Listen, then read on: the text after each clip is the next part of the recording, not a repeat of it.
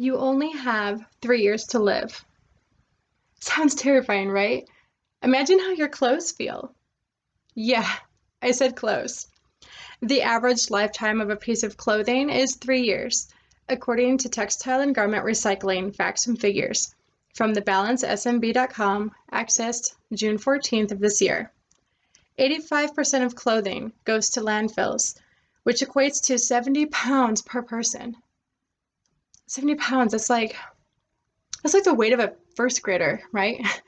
Unless we're playing Cards Against Humanity, we do not put first graders in landfills. This information comes from an infographic from the Council for Textile Recycling, found at donaterecycle.org, also accessed June 14th of this year. I've been playing around with tie-dye since summer camp, circa 1997, and last May I actually launched my own line of dyed vintage intimates and apparel, and I've been selling on online platforms like Poshmark, Facebook, and Instagram since then. Dyeing clothes that you own or have thrifted is easy and a way you can participate in the sustainable fashion movement. I'm going to give you a brief overview of what I like to dye, how to dye them, and a couple different techniques you can try as a beginner. First, I know you're all dying to know what I like to dye.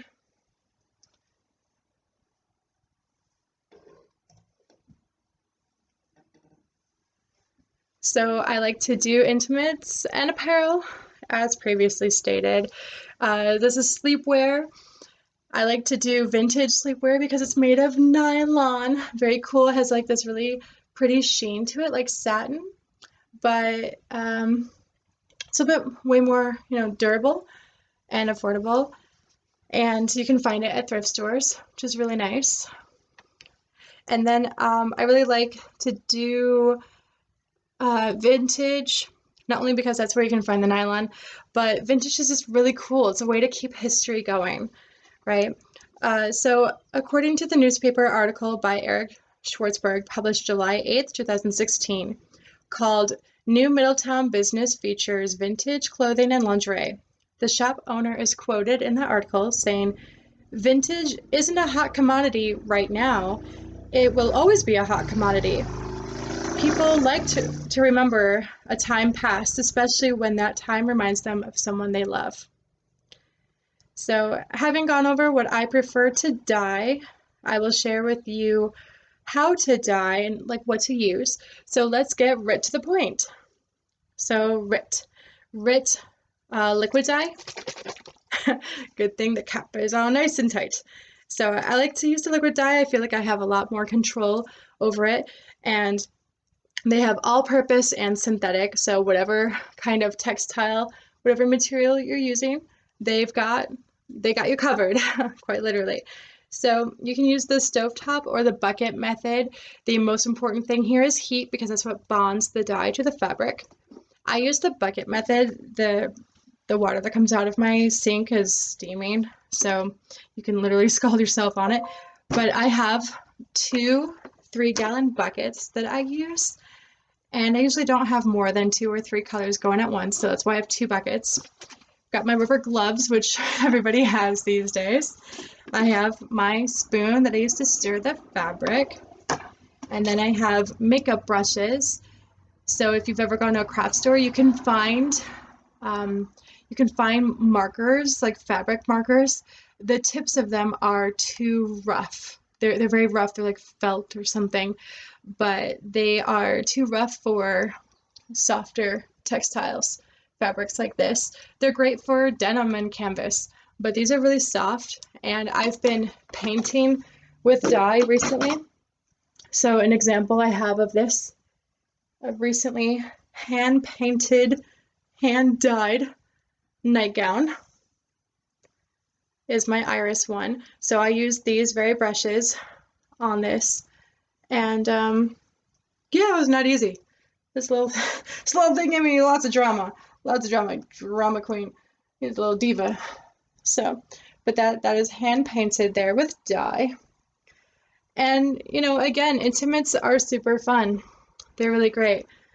And yeah, bucket, the dye. Oh, and the directions are right on the bottle. So if you want to comment below, I can give you some tips as to like further what I do and what colors to get started with.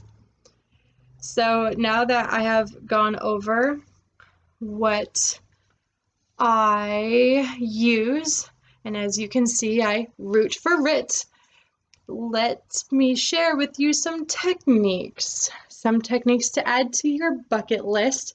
So I dip dye. I like to dip dye. That's one technique. So you just one end, and then you can angle. So if you angle like this, just put it in. Might have to go the other way, but that's how you get that center part. Dip dye. Super fun. This is dip dyed as well. So we actually do have 3 colors here, but it looks like 2. Like that. Dip dye. Okay. And then another method is the Arashi Shibori method. It's Japanese for storm. All right. So we got this. Really cool. So it's not tie-dye. This is not tie. There was no ties used on this at all. This was previously white, and I only used one dye. The indigo, the classic indigo, is what is generally used for the Arashi Shibori method. And you just fold the fabric like you're making a paper fan. You fold it, and then you take a tubular pipe-like device, or if you are sheltering in place and a lot of stores are closed, you grab what you have on hand, like a rolling pin. So I wrapped the fabric around the rolling pin, and then I scrunched it to the very end, so you can see one end is colored and not, and then I chuck it in the bucket. Chuck it in the bucket, and it sits there. So that's how I made this. And then another way to kind of make this method, if you don't have a rolling pin or anything like that, you can make a similar kind of shibori method by layering your dye. So you just put in some dye into your bucket, then you put the item in there. So you put the item in and then put more dye on top while your item is in there. So it soaks up some of the color, and then more color will get saturated on top of that item. And it has a similar effect. It's not as cool because you don't have the definition and that has like only one color was used here, but you can see several colors. Like there's 3, 1, 2, 3, maybe 4 colors in this, just from the one color dye. This also had one color dye. I used hyacinth for this. And you really just see two tones. You see like this lighter and then the darker. There might be a mid-tone in there. I really only see 2. But anyway, so that is the, I call this galaxy or space dye. Cloud, maybe a cloud dye. But that's just my kind of version of that. So that's my own technique there. And then, so there are more techniques that you can look on their website, which I also accessed. So ritdye.com, accessed June 14th of this year.